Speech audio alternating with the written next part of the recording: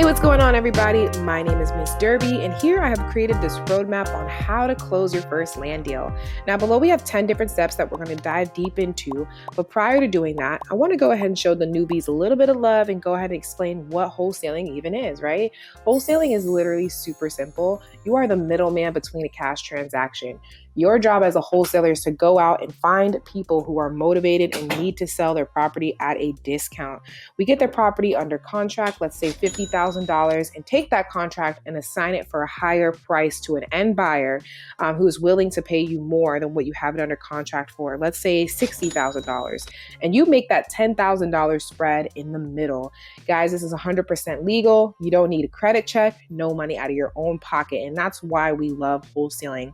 As you can tell, we do focus on land, which is a little bit different of a niche, right? So wholesaling land is a little different. Instead of going out and find that motivated seller and get that property under contract, we like to find the buyer first. We find our end buyer and reach out to them and see what areas they're looking to buy land. So that way we're not just getting random pieces of land under contract, We reach out to our builder and find out the areas they're buying, get those properties under contract in the areas they're looking to purchase or build new construction in, and then we assign our contract and make that spread in the middle. Guys, this is 100% legal, like I mentioned prior. Let's go ahead and dive into the steps, okay? Step number one, boom. Our favorites listed down here below. Google is our best one, okay? We go out and literally Google, guys, home builders in whatever market we're in. Okay, I'm in the Tampa Bay market, so I'll put home builders in Tampa. If I'm looking to buy or wholesale or assign contracts in Orlando, I'll say home builders in Orlando. And you could do this anywhere in the country. I would highly recommend to educate yourself and see where those newer construction is being formed at prior to just randomly going in areas that are really not all that up and coming. So that's what I would highly recommend. Another way, guys, if you are in a higher metropolitan area like myself, I'm in Tampa, Florida, like I mentioned before. I literally see tons of new homes being built on a regular basis in my area. So what I do is I go driving for dollars, try to find, new construction in the area. And typically when they're in the process of building new construction, I'll see a sign out there that says, new home coming soon. Do you have a lot and want to build a new home? Call this number. And I'll call the number, reach out to them and say, hey, are you guys buying any lots right now? I'm heavily marketing in this area and I have several people who are looking to sell. So that's what I like to do. So I like to typically drive around for dollars. This won't be an option really for someone who's in a smaller area, who doesn't really see a lot of new construction, but definitely for someone who's in a higher metropolitan area, definitely recommend this technique, okay? The next step, I would highly recommend getting in contact or trying to purchase a data provider. I know several different ones. Propstream's one. Reonomy is another good one. That one focuses primarily on land, but Reonomy is a little bit on the pricey side. So I would highly recommend using Propstream for right now. Propstream is a data provider that shows you everything about the property, okay? Who owns it, who's buying it, how much they purchase it for, everything, all the numbers, okay? That's all spilled out there, and you can look for property and you can look for the buyers in those areas, okay? Next area, Builders Association. This is so simple, guys. Every big or high city has Builders Association in your market. So I would highly recommend reaching out to the Builders Association. They have a website that shows you exactly all the builders in those areas, okay? So those are just a few ways, but like I mentioned here down below, you got to be creative, be an entrepreneur, and come up with other methods to finding buyers, okay? Let's go to step number 2. Okay. Land acquisitions. Now it's time to talk to the builders, right? We need to figure out what it is that we need to say. So the person you need to talk to is the land acquisition specialist, okay? Land acquisition specialist. It's your time to go ahead and contact these builders, these building companies, and determine if they're currently buying land and get their contact information for the person who handles land acquisitions, okay? So what you're going to do is once you get all the phone numbers and all the information, you're going to go out and contact the builder, and you're going to say, hey, I just had a quick question. Just want to know if you guys are currently purchasing any vacant land or lots. And they'll tell you right away if they're saying, oh yeah, we're currently buying, or no, we're not buying. And if they are buying, I want you to go ahead and ask them, okay, well, who handles land acquisitions for you guys? Okay, it says it right down here below. Who handles land acquisition for you all? You get the person who handles land acquisitions email, guys. We don't go ahead and call them and bother them. Hey, where are you buying? What prices? None of that stuff. You want to do that in an email. I would prefer that you guys, just get their email. And if you guys get on a phone conversation with them, definitely crack a few jokes, build some rapport, try to introduce yourself and let them know what you're doing, and just let them know, hey, I'm marketing heavy in certain areas and I notice you guys are buying lots. I want to see how we can all work together, right? We do have a builder script in the group, our new Facebook group, Wholesaling Land 101, where we have all the templates for the emails, all the cold calling scripts to talk to builders. So it's very simple from there. Let's go to this huge tip. Important, okay? This technique has been proven to work. Please call and email a minimum of 50 builders per day. If you are not contacting a minimum of 50 builders per day, do not complain that this does not work. Guys, I've had this. So many people reach out to me, Derby, this doesn't work. I've talked to so many builders. Oh, how many builders are you talking to a day? Oh, I talked to 15 this week and none of them were. Guys, 15, no, we need 50 builders a day minimum for this technique to work, okay? It's your job as a business to be patient and persistent. If a builder does not reply in a few days, re-email them or call them and follow up. Remember, these builders are busy. We need to respect their time. You only need a small handful of solid builders to see results. Guys, I'm not even lying. We've done this. We've called builders for months after months and continue to still call builders. And no lie, we work with like a maximum of 10 builders. No lie, like we don't even have 10 builders in total. Like it's just literally that small. So I'm going to go ahead and keep going here. Step number 3, right? Okay. Step number 3. Get the builder's buying criteria, okay? If you're only able to get their email or the land acquisition manager isn't available, email them and get their buying criteria. Here's some things that you need to ask. Remember, this is very broad. The full script and template is on the Facebook group in the files section. Okay, we're asking them, where are you guys currently purchasing? What requirements you guys have when buying, because some people are like, hey, I don't build on main roads, or no, I don't like unpaved roads. What are the deal breakers for you all when looking for land? And if it has any city water. So that's just an example. Some builders are like, I only need city water, or I don't care to have city water, right? So that's just the breakdown on that. Step number 4. Now, seller lead generation. Okay, we built our list of buyers. Now it's time to find those motivated sellers, right? So we have to go out and find landowners who are builders are looking to purchase or in that area, right? So exactly what size lots, utilities needed, zoning, etc. You need to find sellers who are willing to sell at a discount, right? A motivated seller. So we go out and literally find sellers with Propstream. You could do a deal machine and virtually drive for dollars.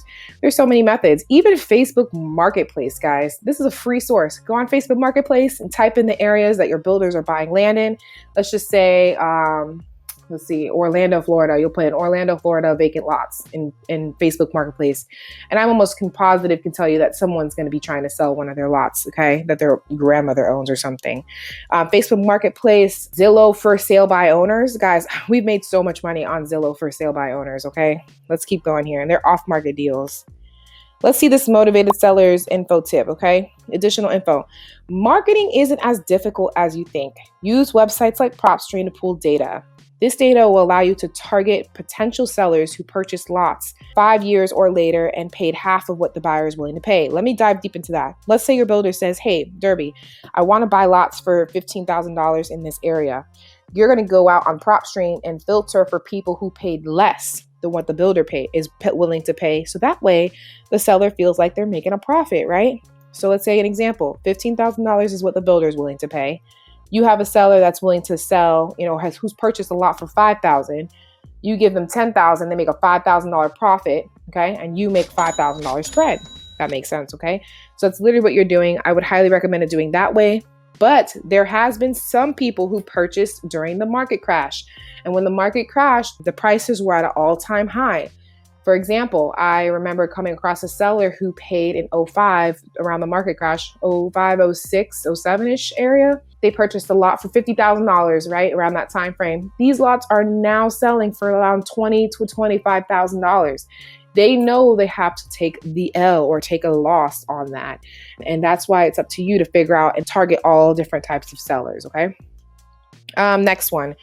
Searching Facebook Marketplace for land in areas that builders are looking to buy is also a great technique. I know I touched on that prior. You need to be creative, guys. Like I said, be an entrepreneur, come up with other methods. Ask yourself, how can I find a seller who might be willing to sell at a discount? What situations would they need to be in to where taking a discount would be the best option, right? Let's go to step number 5. Contacting sellers, okay? This is one of my favorite things, okay? Getting sellers' phone numbers. You need to pay. In order to get phone numbers, you don't just like pretty much search it on Google. No, you need to skip trace. Skip tracing is a little pricey, guys. I ain't gonna lie. You need to pay to get the seller's phone numbers using a skip tracing service. We used to use Skip, right? This setup is a little bit older. We use batch leads now.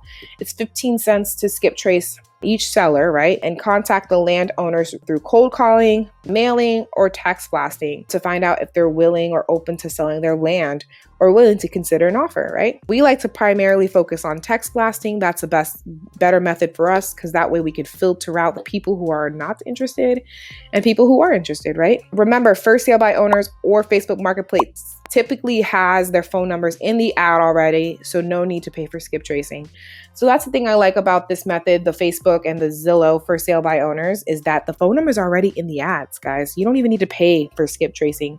So the whole thing can be free. You find the builders on Google, you find your sellers on Facebook or Zillow, and you close a deal that way. Obviously, you need to make sure you take the profit and put it back into marketing and then start really skip tracing and getting more deals, right? Step number 6. Seller conversion, right? Seller lead conversion. The next few steps will be very simple from here. Now, once you find a seller who's motivated to sell, you need to qualify the owner and make sure that you make an offer based on what your desired spread is, right? So for example, I mentioned this earlier, you have a builder who wants to pay $20,000. You need to go ahead and negotiate your price for less than that. So that way you can make a spread in the middle. We have a cold calling script, a text blasting script, all that in the Facebook group as well. So that way you can follow the steps of exactly what we're talking to and saying to the sellers. Simple. Step number 7, contracts. Now, a lot of people have a lot of issues with these contracts, but understand that once you get the hang of it and do it a few times, it's going to be super easy. So once you agree on a number with the seller, that makes sense for everybody, right? For you to make money, for them to make money, for the builder to make their money, you go ahead and get the property under contract. We have a vacant land contract for almost every single state on the Facebook group. That way you can go ahead and print it out or even download it and fill it out on PandaDoc, which is a free source that you can fill out documents on. Adobe Acrobat is what we like to use. It is $15 a month. And we go ahead and edit the contracts and put all the information in. I do not recommend using a one-page contract at all, just because the builder wants to have a full real estate contract that has tons of different clauses in there for land. So highly recommend using your state's vacant land contract. See the file section for each state's vacant land contract. If you don't see your state, DM me or post it in the group wall and I will take care of it and find one for you. Let's go to step 8, okay? Let's keep going, y'all. We're almost there. Deal disposition, step number 8. Now that you've secured your seller and got them under contract, right? It's time to put the lot under contract with your builder, okay? You go ahead and send them the info and said, hey, I got this lot locked up in this area. You said you would pay 20. I got it for 20 for you. You said you want sewer and well or whatever, or, city water and sewer. I got you. It has city water and sewer. Is this a go? Let me know if this is a go for you. They'll pretty much say, yeah, you literally hit it on the head. You got me exactly what I'm looking for. Let's get it under contract. So you're not going to send them the vacant land contract you send to the seller. You're going to send them an assignment of contracts, guys. It's a completely different contract. You're assigning your rights over to that builder, right? So you're using an assignment of contract if you're assigning, or if you're double closing, okay? Now say, for example, you're gonna make $50,000 on this deal. You do not wanna assign that contract to that builder because 9 times out of 10, he's probably gonna tell you, no, I'm not gonna pay you $50,000 for this, an assignment fee. Some people are just kind of jealous and not really wanting you to make that much money, okay? So what you need to do is do a double closing. When I made my 100K deal, I double closed on that because if the builder saw or the seller saw I was making 103K, they would have never done the deal, right? So you would use an assignment of contract to assign a contract, right? And then you would use another vacant land contract to double close. So you close it out with the seller and close it out with your buyer, okay? Talk with the builders, as most will provide you with the assignment of contracts. So for example, the assignment of contracts, some builders already have an assignment of contract that they use, okay? So you can sign and do that way. Let's go to step number 9, you all. 2 more to go. Transaction coordinator, step number 9. Now, this is some tedious work. This is a lot of admin work, and I would highly recommend getting a VA or close friend to help you out with this, because once you start getting tons of deals under contract, you can forget days that you have deals closing, and that's happened to me several times. So you need to do what you need to do to get that property closed, okay? Sometimes random things pop up, liens and just random taxes delinquent, and you didn't really realize that. So there's a lot of stuff that can pop up in title that you need to stay on top of. You need to communicate weekly with your sellers, weekly with the title company, making sure everything's all good to go. Stay in constant communication with the seller, title company, and buyer to make sure any issues that come up are being addressed as soon as possible and resolved expeditiously. Be a problem solver, guys. There's so many problems that pop up. You need to be a problem solver. Last step, step number 10. Awesome, receiving those funds, right? You guys got the seller to go, you got your buyer to go, your title company has closed out the deal. Now it's time to get money, right? The title company will either wire you your assignment fee or mail you a check. If you have an LLC, make sure you guys open a bank account prior. Always account for taxes. Don't spend all your money, guys. You make $10,000, you put some money back in your business, you put taxes away. You put put some monthly expenses away for your business, and make sure you save or invest your profits or use it for marketing, right? Prepare your mindset before you close deals. That way you're smart with your money. Do not be emotional with your money. Guys, I've seen people make money, a lot of money, and have blown it in days and weeks and months. Do not be that person, okay?